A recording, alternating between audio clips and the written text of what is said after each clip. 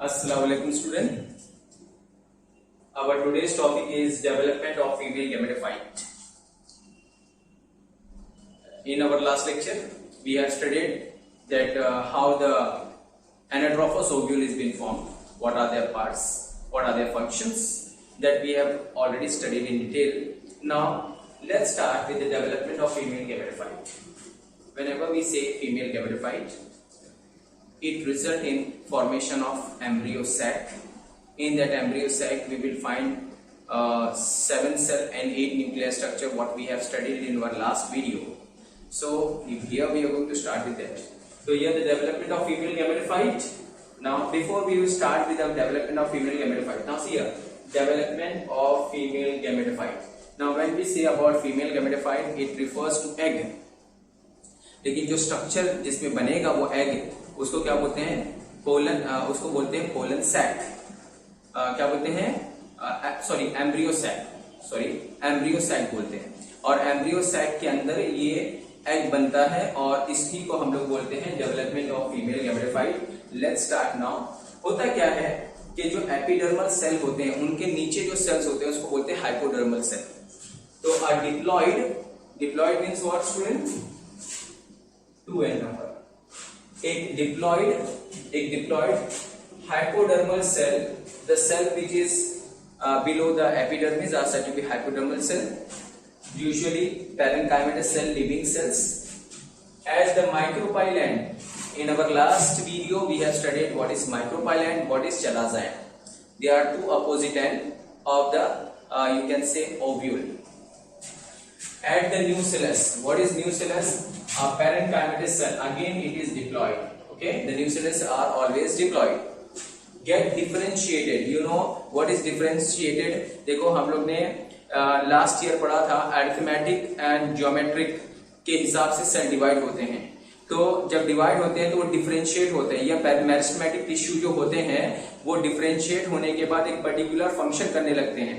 तो डिफरेंशिएट होना इसका मतलब क्या हो जाना, वो एक पर्टिकुलर फंक्शन करेंगे। पहले वो मेरिस्टेमेटिक सेल होते हैं, बाद में वो डिफरेंशिएट हो जाते हैं। So a diploid hypodermal cell of the micropyland of the nucellus get differentiated to form archisporium. Archisporangium या archisporium क्या है? एक क्या बनाते हैं? मदर सेल बनाते हैं, जिसको बोलते हैं MMC. A full form is megaspore mother cell. Megaspore mother cell. तो ये मेगास्पोर मदर सेल जो है ये क्या करेंगे, अब इनमें जो भी मदर सेल है अगर वो फीमेल गैमेटोफाइट बनाएगा तो जाहिर बात है कि मियोसिस होना जरूरी है। तो मैं एक स्ट्रक्चर बनाने जा रहा हूँ, very important to understand. A diploid hypodermal cell at the micropylar end, एक चलाजाइड होता है, एक माइक्रोपाइलैंड होता है ऑफ द न्यूसेलस। न्यूसेलस आपने देखा था last yesterday in our video we have seen कि जो ये जो क्या होता है न्यूसेलस होता है वो न्यूक्लियस नहीं है, न्यूसेलस जो होता है उसके अंदर एम्ब्रियो सैक होता है, ठीक है। and get differentiated to form the archisporangium or to form the MMC. What is MMC? Megaspore mother cell, ठीक है। तो अभी हम लोग मैं बनाने जा रहा हूं डायग्राम, जरा ध्यान से रहेगा, वेरी वेरी इंपॉर्टेंट।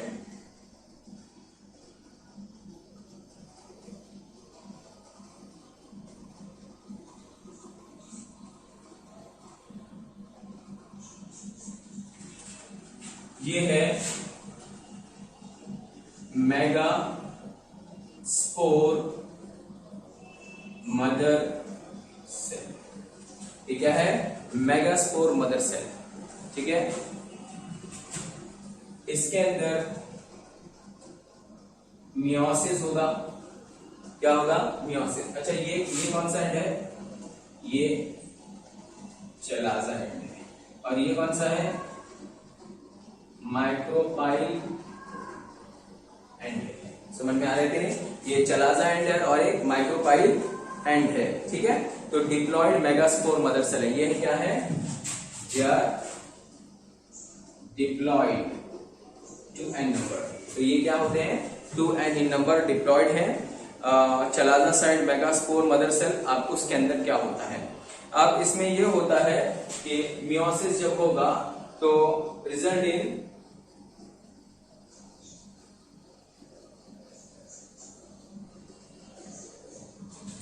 मियोसिस हो रहा है।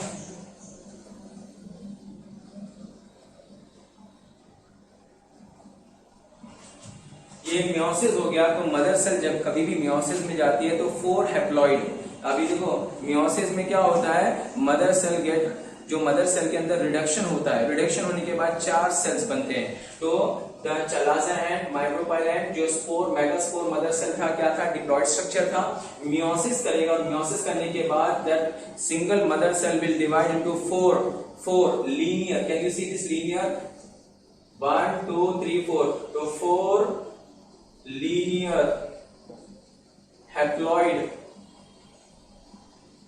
4 लीनियर हैप्लॉइड या फिर टेट्राड भी बोलते हैं, tetrad, 4 linear haploid dot cell बनेंगे। जरा ध्यान देना, 4 लीनियर हैप्लॉइड, हैप्लॉइड मतलब क्या, n नंबर, हैप्लॉइड को क्या बोलते हैं, n नंबर बोलते हैं। तो this is very very important, that is linear tetrad, that is haploid megaspore, haploid megaspore बोलते हैं, हैप्लॉइड मेगास्पोर। काफी इजी है बेटा समझने के लिए। तो it is meiosis was 4 linear haploid tetra, tetra means 4। अच्छा, जिसमें से आप देखोगे, मैं यही स्ट्रक्चर बना रहा हूं, जिसमें से आप देखोगे कि एक सरवाइव करता है, बाकी 3 डीजेनरेट हो जाते हैं। ये देखो आप देख रहे हो, तो इसमें 4 थे, 4 में 3 जो हो गए, ये सब क्या हो गए, डी जेनरेट, ये डीजेनरेट हो गए, और एक जो है वो सरवाइव करेगा, उसको बोलेंगे functional megaspore, functional megaspore. Pay attention, very very important. 4 में से एक सरवाइव करेगा जिसको बोलेंगे फंक्शनल मेगास्पोर, और बाकी के 3 क्या हो जाएंगे, डीजेनरेट हो जाएंगे। अब ये जो एक सेल बचा है हमारा, ये एक सेल थोड़ा एनलार्ज होगा, फूड रिजर्व उसके अंदर रहेगा, वैक्यूल हो, फूड रिजर्व हो जाएगा, साइटोप्लाज्म बढ़ जाएगा, न्यूक्लियस की साइज बढ़ जाएगी, और ये जो है ये फंक्शनल मेगास्पोर है, फंक्शनल मेगास्पोर है, ये फंक्शनल मेगास्पोर है। इसके अंदर फर्स्ट न्यूक्लियर डिवीजन होगा, इसके अंदर क्या होगा, फर्स्ट न्यूक्लियर डिवीजन। तो ये इसके अंदर फर्स्ट न्यूक्लियर डिवीजन होगा, और ये फर्स्ट न्यूक्लियर डिवीजन के बाद क्या होगा, ये सेल थोड़ा और ग्रो होगा, और इसके अंदर 2 न्यूक्लियस हो जाएंगे, बाई न्यूक्लिएटेड हो जाएगा, देन 2 सेल, 2 न्यूक्लियर, ये सिंगल था, 2 न्यूक्लियर, कितने हो गए, 2 न्यूक्लियर हो गए। फिर उसके अंदर सक्सेसिव, मतलब one after the other without any gap. तो सेकेंड न्यूक्लियर डिवीजन होगा, and that result in 4 nuclear, बराबर है। सेकेंड न्यूक्लियर डिवीजन होगा तो माइटोटिक डिवीजन हो रहा है, ये कौन सा हो रहा है, मियोसिस नहीं हो रहा, माइटोटिक डिवीजन हो रहा है, एंड कंसेक्यूटिव हो रहा है, मतलब क्या होता है उसके बाद होता है successive, means without any gap, और 4 न्यूक्लियर, 4 न्यूक्लियर। तो इसमें कितने हो गए, 2 न्यूक्लियर, इसमें कितने, 4 हो गए। अब 4 न्यूक्लियर के बाद इसमें थर्ड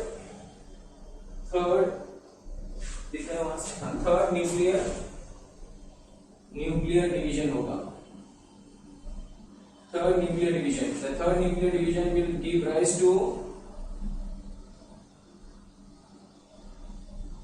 8 न्यूक्लियर। आप देख सकते हो कितने न्यूक्लियर, 8 न्यूक्लियर, 8 न्यूक्लियर स्टेज, ये 8 न्यूक्लियर स्टेज हो गया।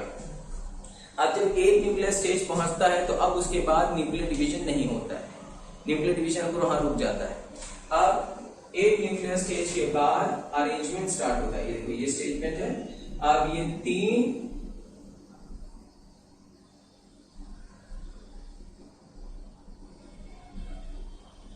आप देख सकते हो 8 न्यूक्लियर अभी भी है, लेकिन 3 अपोजिट पोल पे चले गए, 3 अपोजिट पोल पे चले गए, और यहाँ का जो चौथा था अपोजिट पोल का एग्जांपल, ये जो पोल के जैसे अभी हमने देखा 4 थे, 1 2 3 4, 1 2 3 4 अपोजिट पोल पे है, अपोजिट पोल पे और पोल की तरफ कौन जा रहे हैं, 3 जा रहे हैं, और यहाँ पे भी 3 जा रहे हैं, लेकिन उनके जो एक एक है चारों के अपोजिट पोल पे 4 4 थे, तो एक वहां से माइग्रेट करता है, यहां से माइग्रेट करता है, और फिर क्या होता है, ये 3 यहाँ पे है, ये भी 3 यहाँ पे है, और ये आपस में बहुत नजदीक आ जाते हैं। Can you see this, migrate कर रहे हैं, और फाइनली एक स्ट्रक्चर बना देते हैं।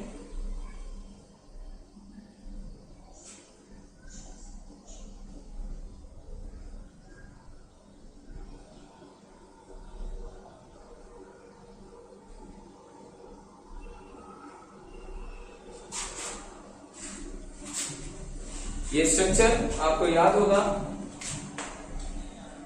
देखो ये 3 है, ये बन गया एम्ब्रियो सैक, और ये आपस में दोनों फ्यूज होके एक ही सेल के अंदर 2 न्यूक्लियस आ गए। यहाँ पे ये बहुत इंपॉर्टेंट है, और ये 3 थे, तो ये जो बन जाएगा ये एग कहलाया जाएगा। कल बनाया था हम लोग ने, वो स्ट्रक्चर कैसे बनाया अभी बताया, डेवलपमेंट ऑफ फीमेल गैमेटोफाइट। और ये दोनों क्या थे, सिनार्जिड्स थे, 1 और 2 सिनार्जिड। ये क्या थे, पोलार न्यूक्लियाई। हमने एक और नाम लिखा था, हमारे कल जो डायग्राम हमने बनाया था उसमें लिखा था सेकेंडरी न्यूक्लियाई। क्या बोला था, सेकेंडरी न्यूक्लियाई। और तीसरा नाम था डेफिनेट न्यूक्लियाई, एक ही बात है। और इनको क्या हमने बोला था, इन सबको एंटीपोडल सेल, एंटीपोडल सेल बहुत इंपॉर्टेंट है। अब ये पूरा मैंने समझा दिया, अब आपको मैं वापस से एक बार बता देता हूँ quick revision. Development of female gametophyte, जो फीमेल गैमेटोफाइट है किस तरह से बताइए, देखो फीमेल गैमेटोफाइट में एग हो गया है ना, तो एग जो हो गया वो फीमेल गैमेटोफाइट है, लेकिन ये कैसे बना, इतना प्रोसेस होने के बाद डायरेक्टली नहीं बनता है। तो यहाँ पे देखो diploid hypodermal cell, the cell which is below the epidermis are hypodermal cell and at the micropyle and they are usually diploid, क्योंकि मदर सेल बनना है तो मदर सेल कभी भी डिप्लॉयड होता है।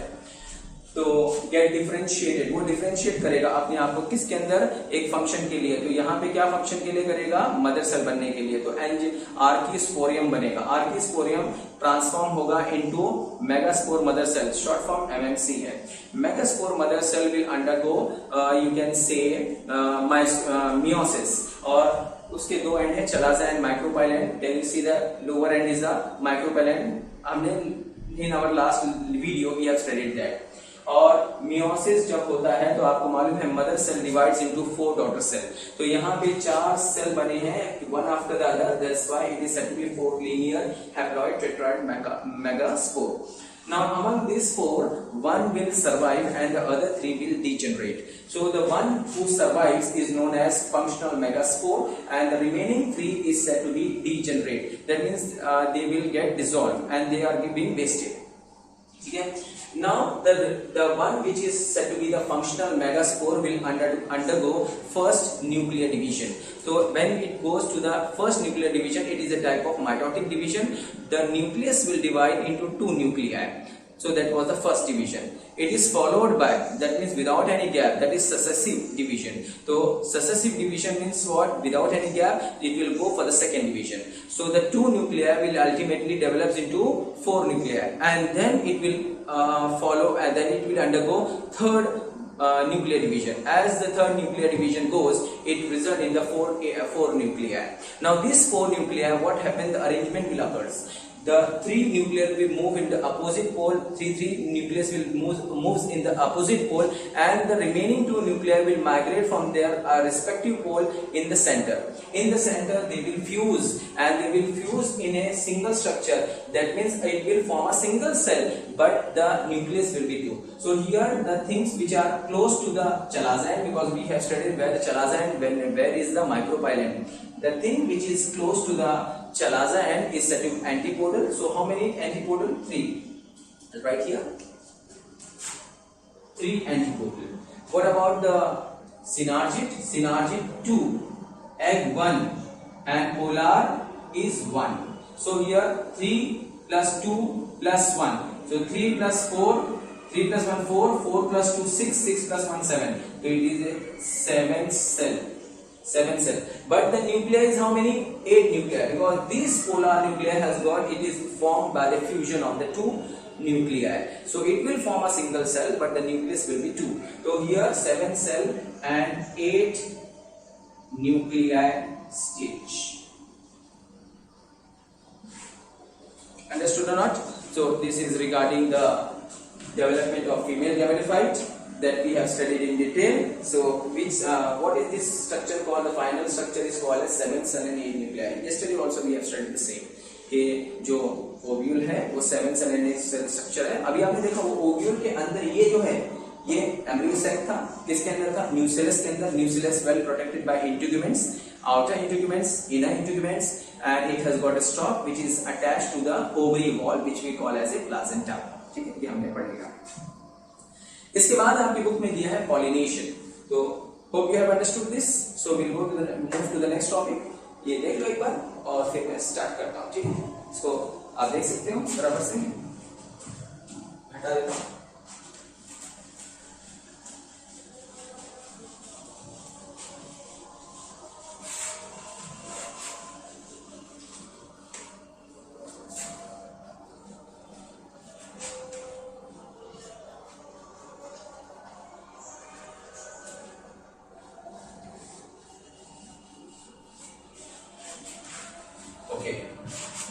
Now we'll move to the topic.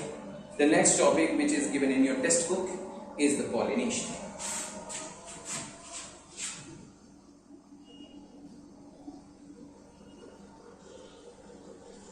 What is pollination? Not a new topic for you. Already you have studied in lower class. Pollination is a process by which the pollen grain from the anther is deposited on the stigma to the flower. This is known as pollination. A transfer of the pollen grain from the anther to the stigma. Stigma, where it is present? It is in the flower. So, what is pollination? In short, you can say transfer of pollen grain from, because who produces the pollen grain? Anther. So the transfer of the pollen grain from anther to where? To stigma of a flower. So this is the definition which we call as pollination. Now how many types? Now before we go to how many types of pollination, we will study that pollination was first discovered by whom. The pollination was first discovered in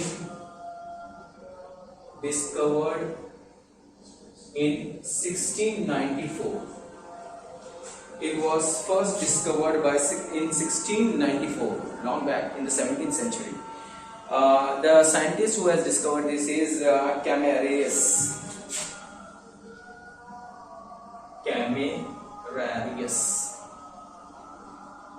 ये महान scientist थे जिन्होंने सबसे पहले pollination के बारे में study किया, डिस्कवर किया और उसके बारे में फिर उसका डिटेल किया कि what types of pollination is there. तो पॉलिनेशन का डेफिनेशन हमें पता चल गया कि pollination is the transfer of the pollen from the anther to the stigma to of a flower is known as pollination.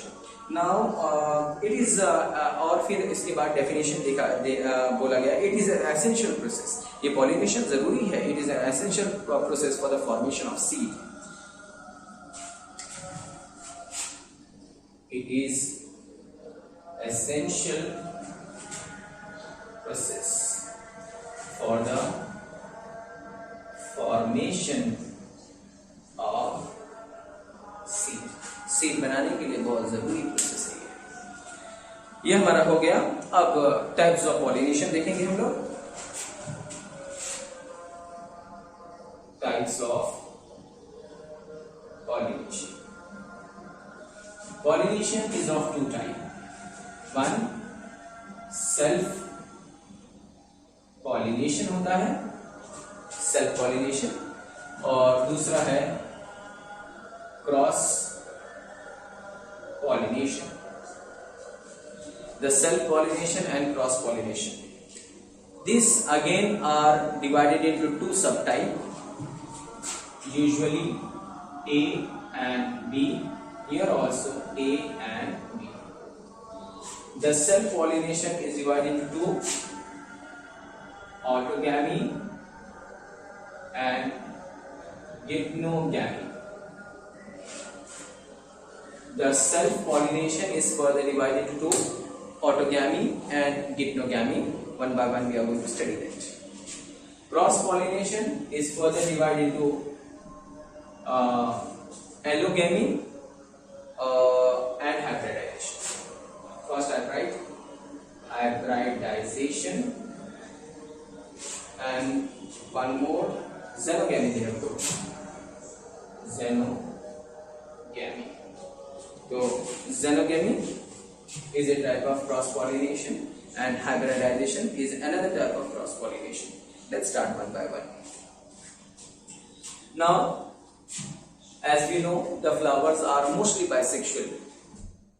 When we say mostly bisexual, it has got androecium, it has got gynoecium. When androecium and gynoecium both are there in the same flower, it is said to be hermaphrodite, bisexual flower. So here, self-pollination. Let's start with the self-pollination. Self-pollination. We will draw the structure so it will be easy for you.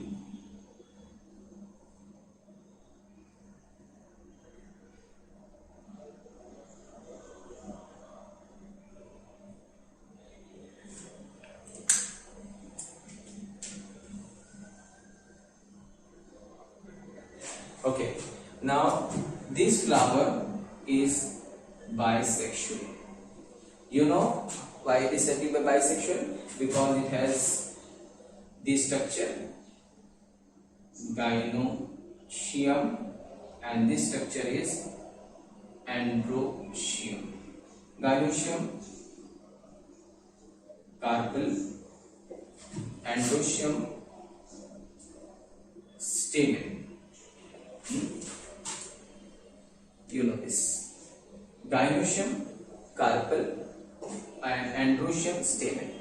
What happened when they attain the maturity? When they attain the maturity, bisexual flower, because we are talking about self-pollination. In self-pollination, the flower should be bisexual. Understood or not? And in case of autogamy, मैं autogamy के बारे में बता रहा हूँ कि क्या होता है कि पोलन ग्रेन, यहाँ पे पोलन ग्रेन होगा. This is pollen grain. The pollen grain as maturity जब आती है, जब mature होते हैं, simultaneously mature होते हैं, androecium as well as gynoecium, and the pollen grain get deposit on the stigma. When the pollen grain deposit on the stigma of the same flower, it is known as autogamy. Autogamy. What is autogamy? Auto means self. What do you mean by auto? Auto means self. The transfer of the pollen grain from the anther, here, the transfer of the pollen grain, this pollen grain, can you see dot dot dot? The transfer of the pollen grain, from the anther to the stigma of the same flower, वही flower के अंदर, तो इसको क्या बोलते हैं? Self pollination. Understood? एक बार बोलो definition. The transfer of the pollen grain from the anther to the stigma, of the same flower, it is known as autogamy. ये हो गया. अब geitonogamy क्या है? पहला हो गया हमारा ये कंप्लीट हुआ autogamy. अब हम नेक्स्ट जो पढ़ेंगे वो कौन सा पढ़ेंगे? geitonogamy. What is geitonogamy? मैं एक प्लांट बना रहा हूँ और ये प्लांट के अंदर ये फ्लावर है.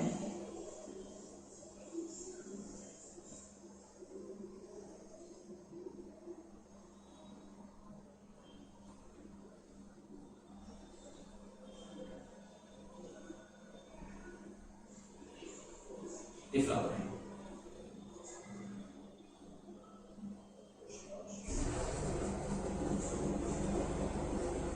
ओके, तो ये पेरेंट प्लांट है,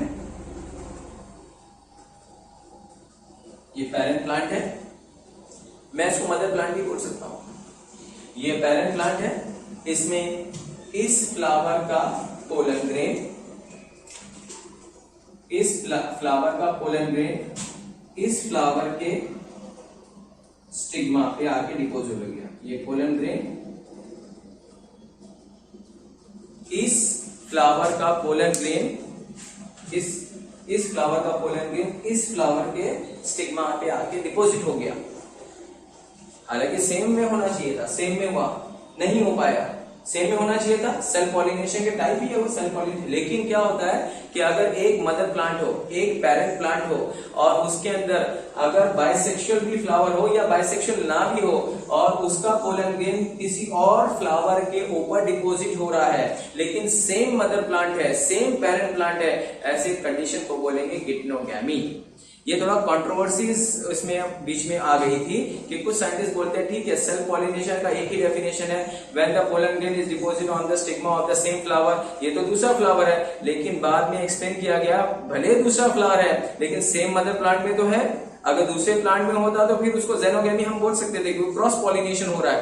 तो थोड़ा कंट्रोवर्सीज था लेकिन बाद में यही मतलब डिसाइड किया गया, यही वो दिया गया कि this is the proper that geitonogamy, even though it is occurring on the different flower but it is occurring in the same mother plant, in the same parent plant, so it has to be kept in self pollination. So geitonogamy, the transfer of the pollen grain from the anther to the stigma of another flower of the same mother plant, of the same parent plant, it is known as geitonogamy. ये हमको समझ में आ गया। Let's start now with the xenogamy. अब cross pollination। Cross pollination में क्या होगा, ये फ्लावर है और एक और फ्लावर है,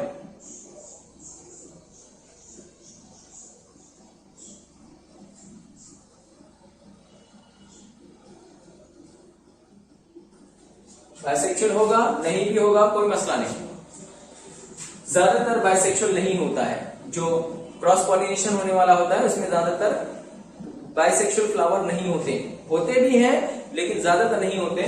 तो ये सपोज मैं चलो ये एंथर मैंने बनाया है और यहाँ सपोज मैंने एंथर हटा दिया तो इसका पोलन ग्रेन आके इसके ऊपर डिपोजिट हो जाएगा। तो अगर सेम स्पीशीज है अगर एक प्लांट का pollen grain transfer of the pollen grain from one plant to the flower of another plant of the same species then it is known as xenogamy। उसको क्या बोलते हैं बेटा, xenogamy बोलते हैं, याद रहेगा, very easy. Transfer of the pollen grain from the anther to the stigma of another plant of another flower of the same species, दूसरे प्लांट में, ये मदर प्लांट में, ये अगर ऐसा होता तो गिप्नोगैमी था। तो ये एक फ्लावर में है, ठीक है, और एक प्लांट और यहां पे है, सेम स्पीशीज का, तो इसका पोलन ग्रेन उड़ के इसके स्टिग्मा पे आ गया, समझ में आया?